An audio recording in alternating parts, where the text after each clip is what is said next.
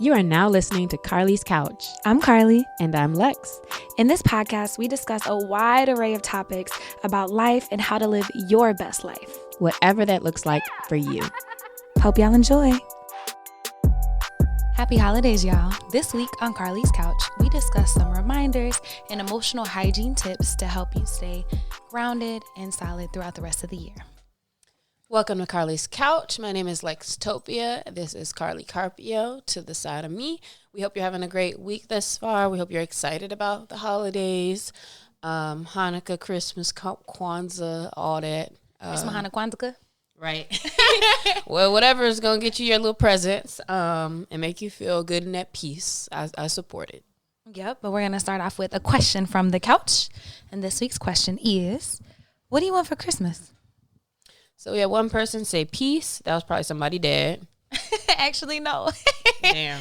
Who was it? Somebody our age, Lanicia. Not peace.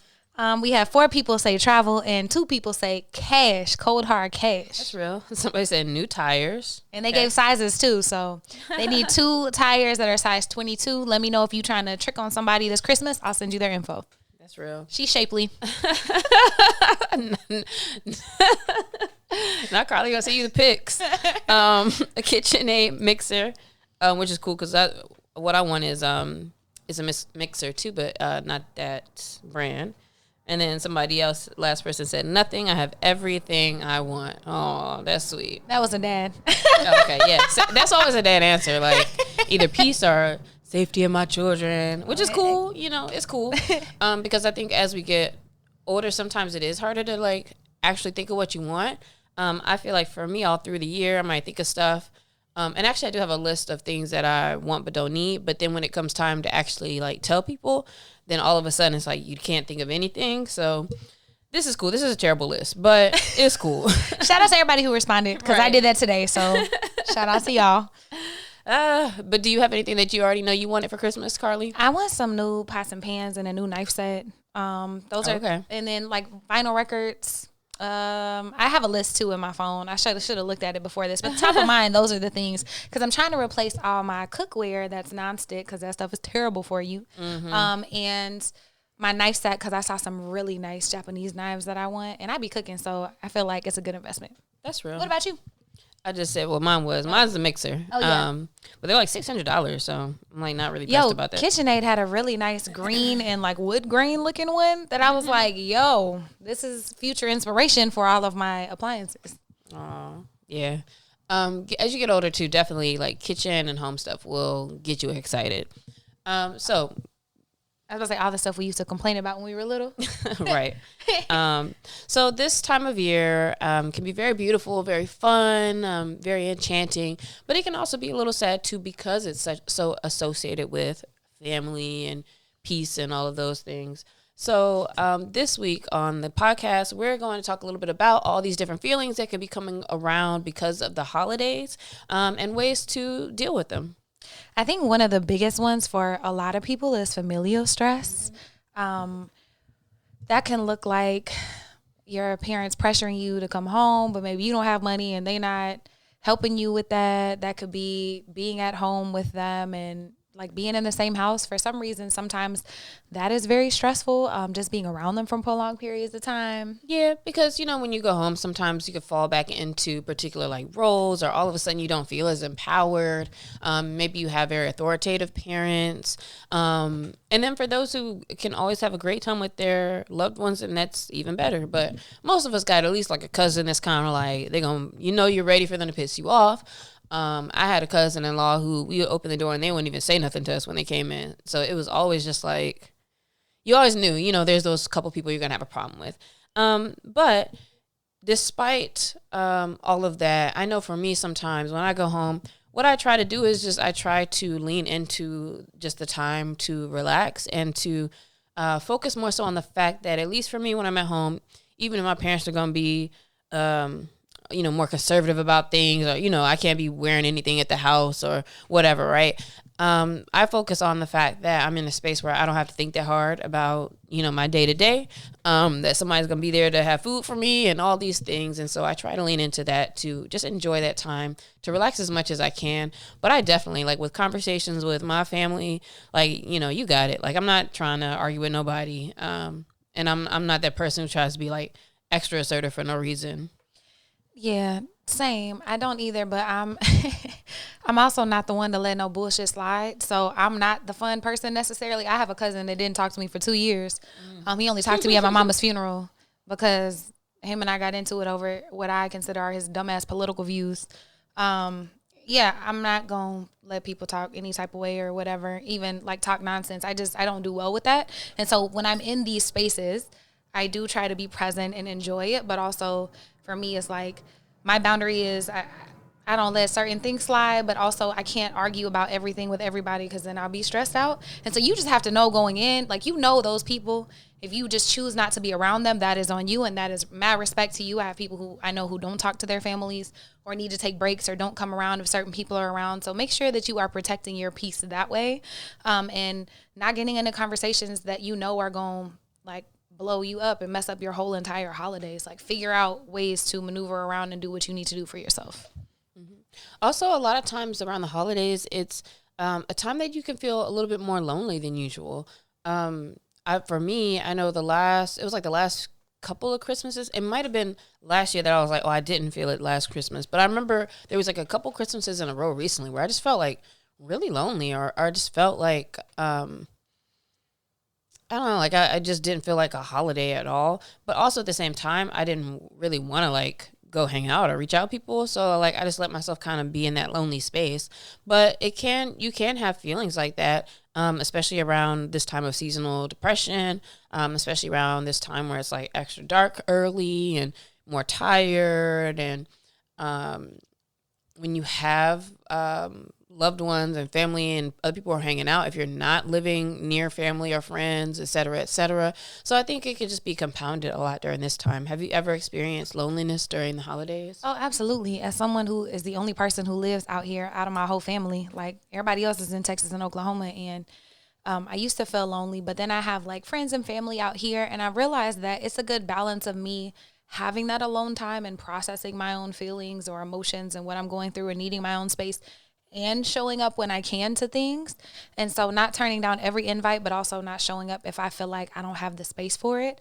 But definitely have felt lonely before. I try to really decorate my house so that I come home and I'm in the Christmas spirit. I have a medium tree and a small tree, and I have like a floral arrangement that's like Christmassy and all my little lights and stuff. And I feel like that kind of helps just with my own Christmas cheer, like even if I'm feeling a little bit lonely or down or disconnected from my family and friends, because I haven't always like had the money to be able to go back and spend time with people. And so now that I do, I still don't want to spend $800 on a ticket to go back to Oklahoma. But yeah, just thinking about ways that I can really support myself in those lonely moments.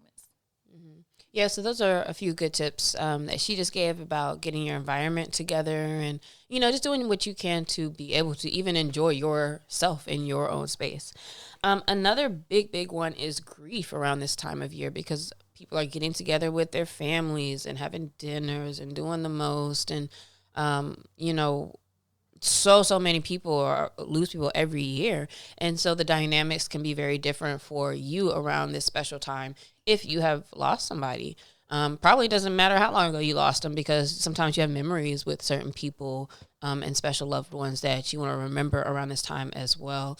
I won't say that this has affected me as much around the holidays specifically. It'll be other things, but that's because with me, most of my holidays are like with my immediate family. And so it's not like it's necessarily a time that I think about too many other folks or like have the connected memories like that with the holidays.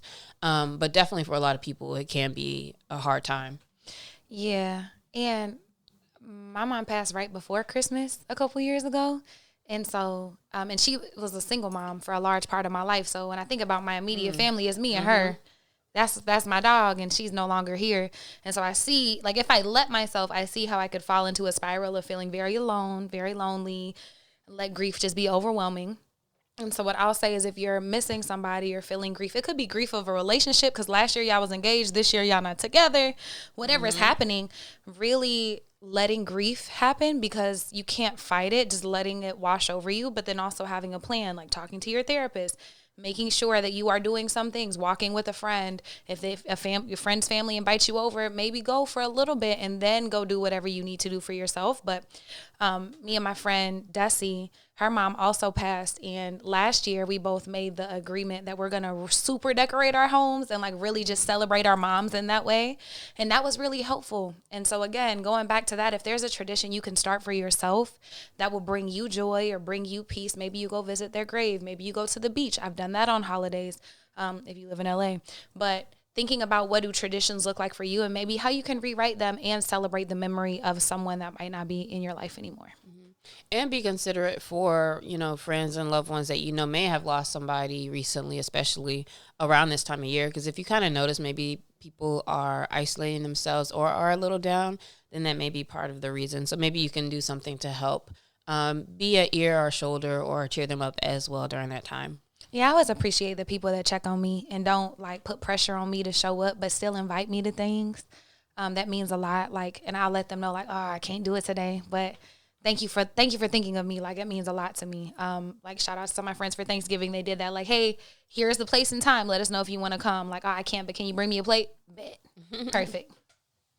The end of the year is also very overwhelming, not just with time, but also the need to feel like you got to buy gifts and you got to buy this and everything's on sale and you got to do this and show up here. And so I feel like it's an overexertion of energy. You're overspending, you're showing up to a lot of Christmas parties, you're doing this, you're doing that. And that is a huge thing that stresses people out because money becomes a very big issue at the end of the year for a lot of folks. Yeah, and I don't even know how, but like literally every January be like, what is going Dry. on? Yeah, it's extra hella weeks. And like, but also I personally don't buy presents for anybody. Like I'm just not a present buying person. Maybe there are quite a few more social things sometimes that can happen during December, but definitely get it. That there's so much pressure to be purchasing things and, getting things for other people, et cetera, et cetera. So, I would definitely say then focus on having a budget for your December and like, let that be something you kind of plan through the year as far as what you want to put aside for people. And then 2, during this time, don't feel pressure to like do the most. I'm thankful that a lot more of my friends are doing stuff just at the crib and hanging out. And those are things that I will be in attendance for. And those are beautiful things, but also one way to plan, if you are a gift buyer and you want to do that, buy throughout the year. If you see something that somebody will love and you want to get it, just do that, save it up, and then you could give it to them then. I'm going to make some things for people this year because I do like giving gifts. It's a big thing for me, but I don't also feel necessary to buy a bunch of stuff. Like, I'm not into buying things just to buy things. I want it to mean something or to be cool or be special, be very personalized. So if you got a talent, do that thing for that person. Like, make them a thing, draw them a thing. A lot of people don't get handwritten cards, so maybe you just handwrite them a Christmas card, like something cute. That way you're not overspending, but you're still sending all of your love. Yeah, it's really just about being creative and just knowing people because you'll know like what people like certain things, what people appreciate certain things, and which people won't. So, and then the last big thing I think people are struggling with is exhaustion and burnout because it's the end of the year. We're about to come to a new one. People want to finish strong, and like people are out of office, so you want to make sure you get all these big projects done. For a lot of people, like I have friends that work for the NFL and for other stuff, they got a lot of big-ass campaigns popping right now. They are not done. They do not get holidays off. They be working, and so it can be very overwhelming to be so tired at the end of the year and still have so much to do. Yeah, it is a weird time where it's supposed to be like peaceful and enjoying it, but I think that's kind of what the culture of America has kind of become, where it's like you kind of have to pretend like you have actual downtime or like take it where you can. Because it's kind of like the fake sense of you're chilling during this time. But I will say it's kind of nice when it's like there's not quite as many meetings, and at the same time, if you run your own business or you freelance, etc., for a lot of folks it can be stressful because you also still, you don't want people to be like closing their laptops for the rest of the year. And so with that, just watch your time. Make sure you get a balance of rest, balance of work. Do what you need to do to get ahead. But quite frankly, I know it's a little bit harder to be super productive during this time of year. But naturally, it kind of ramps up, towards the start, and then you start going really strong again. So I guess I would just say do what you can do. What are your thoughts about how to deal with kind of burnout during this time? So I love do what you can do, but also if you have a foundation of working out, of getting enough sleep, of getting all your nutrients, of eating healthy foods, of drinking your waters, make sure you're still doing all of those things. Because I know the end of the year is also crazy with drinks and with sugary foods and a bunch of carb heavy and like soul food heavy like flavors, which is amazing. Celebrate. Do not punish yourself. You can indulge and enjoy, but just also make sure it's balanced and you're taking care of yourself. So not only just doing what you can do with work, but doing what you can do to take care of yourself, doing what you can do to show up for friends and family. But most importantly, if you have that foundation, I feel like it's a lot easier to do everything else. You don't have to do everything, and even though FOMO can make you feel like you need to. I love that to say you're saying, and I think that that's a good way to kind of conclude all of the pieces of this episode, because what we're reminding you is to put yourself first and your well-being as a priority during this time that is about sharing and others, et cetera, but as we know, I'm sorry, as I've been drinking this this shake, it's like, what do you call these? Smoothies? Yeah, my smoothie. As I've been drinking my semi-cold smoothie, it's been making my tongue kind of numb as I've been talking. It's like frozen, so you're talking with a thick tongue. Yeah, I'm like, dang, what am I saying? I don't even sound like this for real. Et cetera. Trying to close this thing out. But this is a time that's for other people, so we get it. You know, that's what can kind of make it stressful. And man, if you are putting those things that Carlie just said first, as far as your energy and your sleep and making sure you are still exercising, etc., it will make all of that so much more easy. So please remember yourself this holiday season. Have your boundaries in check as you deal with people this holiday season. And of course, enjoy your time and relax, because if anything, this is the time of year you can get away with, like, you know, kind of chilling a little bit more. So do what you have to do. Yeah, do what you can do. Stop beating yourself up. Enjoy the rest of the year. We still have a couple more episodes, so come back for those. Hit us at Carlie's Couch. Let us know what you're thinking about this holiday season, what the best present you got was, because I'm interested in that. And we'll see y'all next week. Peace out.